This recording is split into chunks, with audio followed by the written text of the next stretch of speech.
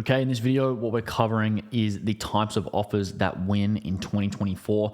I think this is really, really relevant because a few years ago, stuff that worked was a little bit different compared to what really, really works now. And obviously everyone on YouTube, everyone in the market is kind of talking about stuff that, probably worked to grow a company a few years ago. And it probably was really, really efficient at the time. No, not talking bad about them or whatever. But in this video, we're covering stuff that is really, really important right now. This is stuff that has been used right now to grow companies. This is stuff that has taken one of our clients from a really bad month in November, only booking 8 calls, to basically continuously booking 40 plus calls. This is I forgot I didn't include the name of the rows at the top, but this is 8 calls booked. I believe 5 of those were qualified, 3 of those were pitched, and then 2 of those were turned into clients in November. Compare that to the following months, doubled that in December, and then almost doubled that again in January and February. So I went from getting 2 clients a month to picking up 4, 7, and 7 in the months in a row, just by changing the offer. Again, this is literally just by changing the offer. And same thing here, where Abdul was kind of struggling for his outbound. We changed the offer. We changed some of the outbound systems as well, but most of it was the offer. And that went from booking a couple of calls a month to booking 37 calls a month pretty quickly. And this is done for you stuff as well. So this isn't even like, it's not like we're just sitting there, twiddling our thumbs. This is stuff that we actually did. We also use this for another client to add 100K a month in 9 months. And we also use this to book about 30 calls in a month and generate dozens of waitlist users for a company that had never sold their stuff before. So this is just at the offer level, like stuff that this is like this is January, February stuff that we're talking about. We're talking about, sending 22,000 cold emails and booking 30 calls. Not the best ratios, but you can see here that this is kind of what's necessary. And the reason for this is because if you think about the last couple of years, previously, you would be able to say, hey, can I do this service for you? And someone would say, sure you can, anonymous 19-year-old child. And then you would look and you could say, hey, after this, you could say, hey, can I do this service for you? And someone might say, no, the last 19-year-old child I hired absolutely sucked. Shocker. How does that happen? And it beats me. Then after that, people kind of responded and said, hey, can I do this service for you? But I'll guarantee you results. And then the people said, sure you can, but only because you have that guarantee. And then now what's happening is that people are saying, hey, can I do this service for you? I'll guarantee you results. I'll give you this great guarantee. And then people are saying, no, the last guy that said that was an absolute scammer. They got no results and they never gave me my money back and they absolutely sucked. And the example that I'll give you is in your first ever love. Let's say you're a young chap and you're first off with your relationship, you're getting a relationship, and you are 100% vulnerable with your partner. You're absolutely in love, could not be any more in love. You're absolutely infatuated with your partner. And then what happens then? You get terribly heartbroken at the age of 17. You're never going to trust again, and you're still in love with your ex and now you're 30 years old. At age 38, you're still in love with your ex and you still don't trust anyone. So what happens is your second love, after you've already been heartbroken, you're much less vulnerable. You've got commitment issues, you've got trust issues, et cetera, et cetera. You've got a whole host of issues after that. And the reason for that is this. This is the state of brands and people that have dealt with agencies in the past. A lot of them just feel absolutely terrible. They don't like it. They've been burned before. And this is kind of the state of the market. So you have to really keep this stuff in mind. And then to add to this, you want to think about the economic conditions and the external forces that are acting on, e-com brands, roofing agency, roofing clients, all these different types of clients that you would potentially have as an agency. A few years ago, there were a bunch of, stimmy checks in the market. We're in a bull run. Consumers would basically buy anything. And that meant that e-com brands basically felt rich. And that meant the brands would buy almost anything. And that meant that agencies were rich. This is kind of the sequence of events. So we're in a bull run, there's stimmy checks, everything's good. Consumers just go out to the store and buy anything, which meant all the brands are making money. And then that meant that agencies would just easily close the brands because the brands would buy anything. Next, we have what's happening now, which is that liquidity has dried up a bit. We're in a bit more of a bear market. I don't really care what's going on with Bitcoin right now. Obviously, looks like it's kind of pumping a little bit from my friends in crypto, but that's not really been happening recently. And then consumers, recently have kind of stopped buying stuff because they're focusing on rent, they're focusing on groceries. They're not as flippant with their money compared to what they used to be in the last couple of years, which means that the e-com brands have felt poor in the kind of last 12 months. And keep in mind that these things are happening as sort of orders of consequences. So the first thing that happens is liquidity dries up. Then we have a sort of a bit of a slower market. Then consumers stop buying stuff because rent goes up, groceries go up, and they stop focusing on, buying stupid stuff like clothes and, all these luxury expenses. The result of this is that e-com brands feel poor, and then the e-com brands will start focusing on profit and start focusing on payroll because they feel poor as well, which means that their expensive agencies get kicked out the door. So couple this with the fact that they're all heartbroken and they don't trust any agencies because, to be honest, most agencies do actually suck. And then what happens is when you couple that heartbreak with the economic state of things, all of a sudden, even the good agencies that know how to get results and they're great with their clients and they do all this great stuff, even the great agencies start to really struggle. And this is not something that I'm just making up. This is literally stuff that I'm seeing in the market. I'm seeing agencies that have been around for 5+ years that get great customer results cannot sell to strangers because the strangers are just so closed off and their walls up. Their clients, their prospective clients just don't want to talk to them anymore. And there's a little bit of sort of capitulation in the market. This is coming from agencies that do multiple hundreds of thousands of dollars a month, $500,000 a month, up to $1 million a month that I've been speaking to in the last couple of months. And this is coming from the top of the market in agency land. There is absolute, I don't want to say absolute capitulation. I'm not going to fearmonger and say it's completely over because it's absolutely not. But there are a few implications here.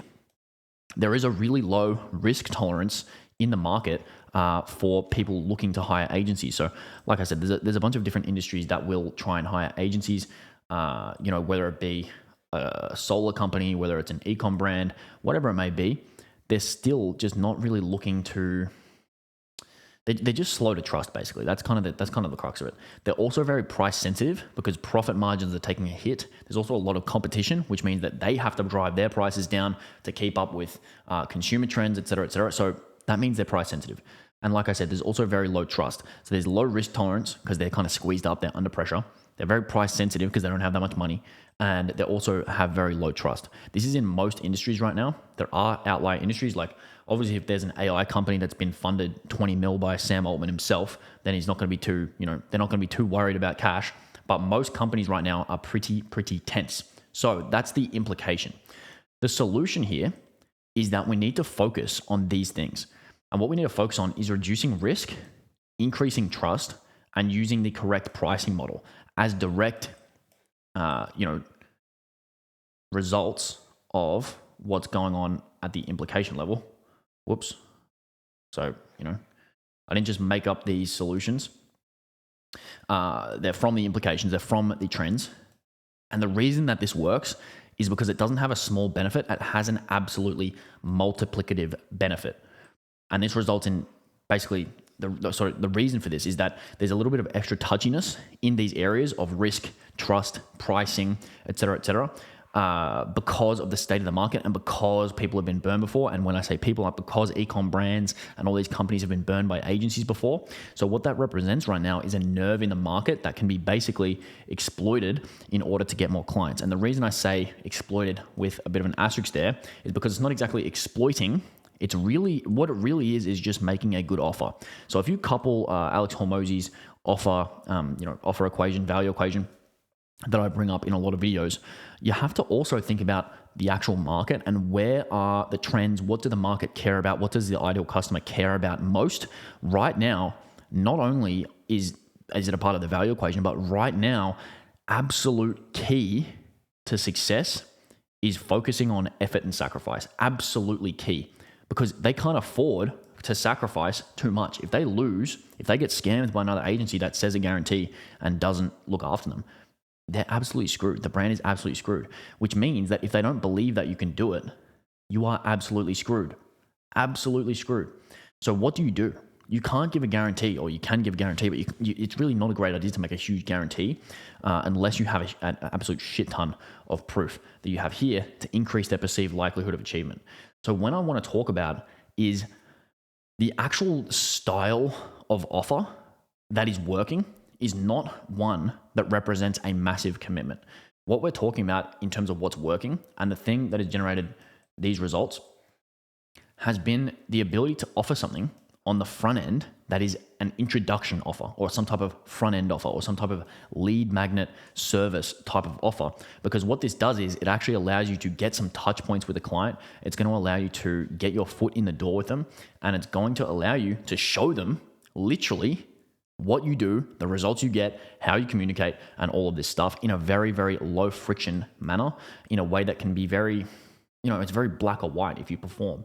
The problem with most of these agencies is that they say all this stuff on a sales call, and then by the time they actually, the brand or whoever's buying it, by the time they actually pay the agency, it's a very different experience. They get passed off to, some sort of junior customer success rep. Their account manager completely sucks. The person running their ads or the person doing their email marketing has been taught how to do it 2 weeks ago. They have no idea what they're doing.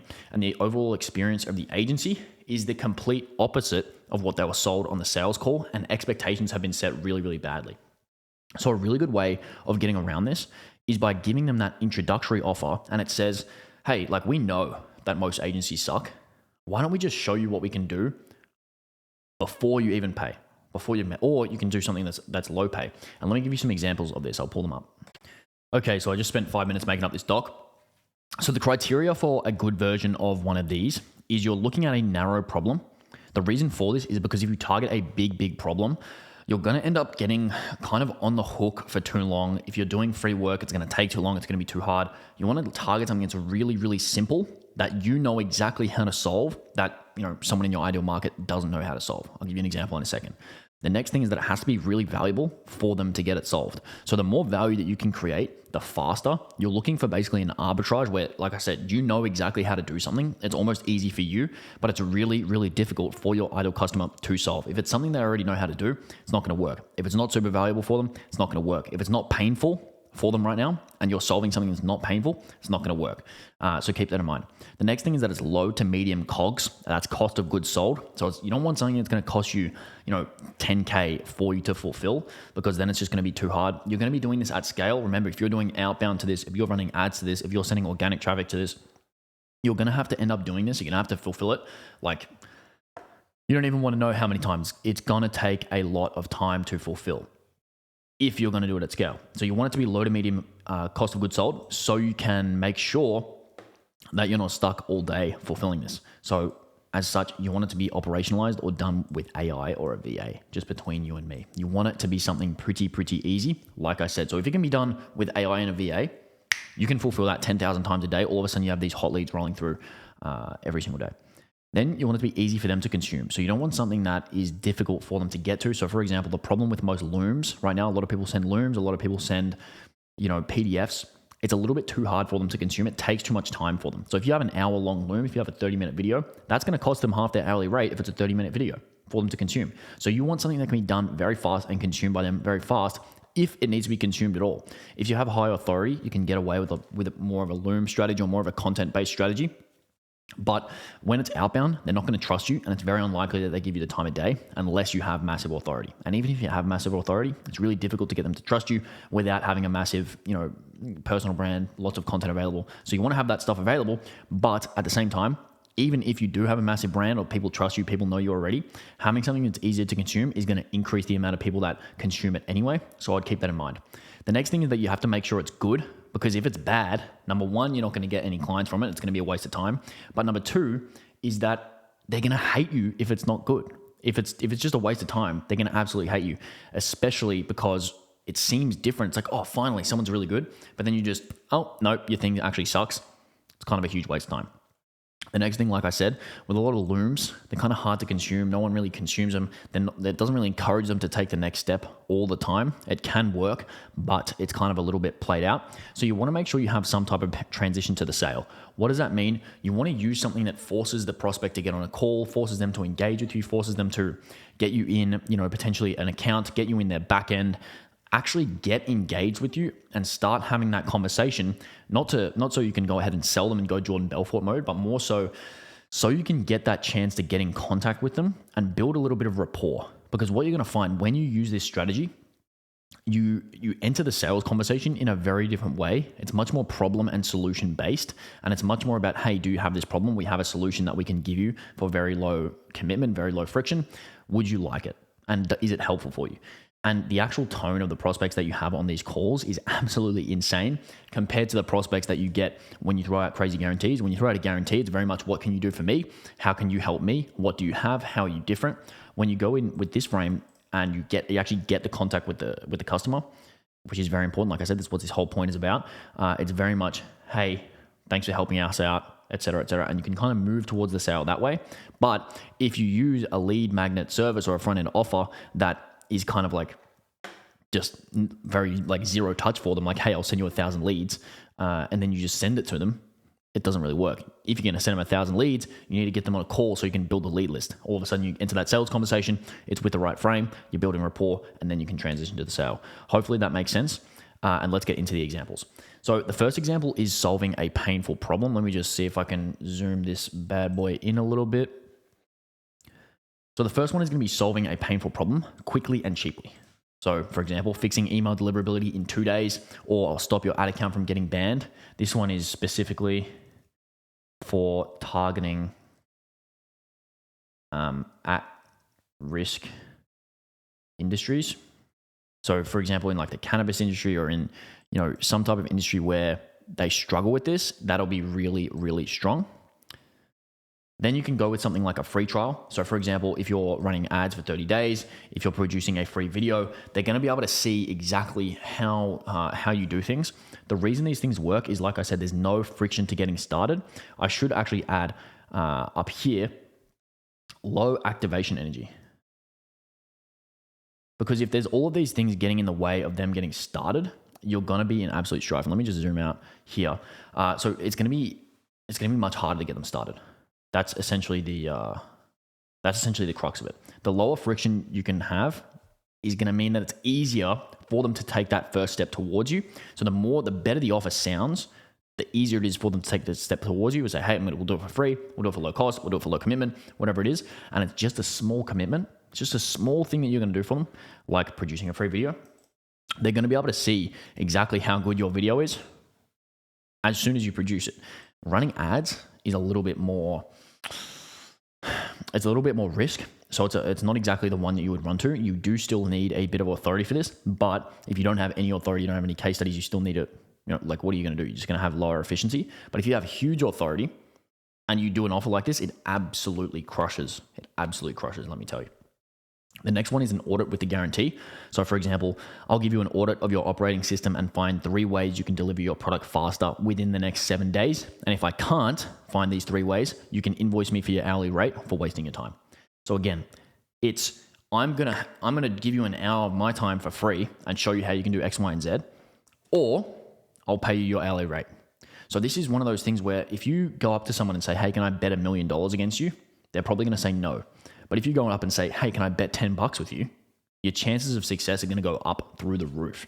And then maybe after you make a couple of bets for 10, 20, 30, $40, you can up it to maybe $1,000 if they're into it. Then you can go and offer them a bet for $1 million. And it makes a little bit more sense that you need to send them up rather than opening with the most high touch thing, which is what most agencies do. Then we have number 4, which is you only pay if and when rather than or you don't pay. So we will build you a brand new landing page, and if we can help you beat your current conversion rate by over XYZ%, you pay us $3K.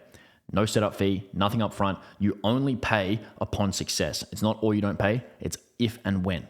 So you can see here that if we go back to the criteria and we talk about things like, hey, they don't trust us, they're very price sensitive, they're very risk averse, all of these things, if these are the nerves in the market, we can see that these would be the types of offers that absolutely dominate. So hopefully this has been helpful. This is the type of stuff you absolutely need to be doing if you want to win in 2024 with your agency service. Let me know if you have questions in the comments. Let me know if this is helpful, and I will see you in the next video.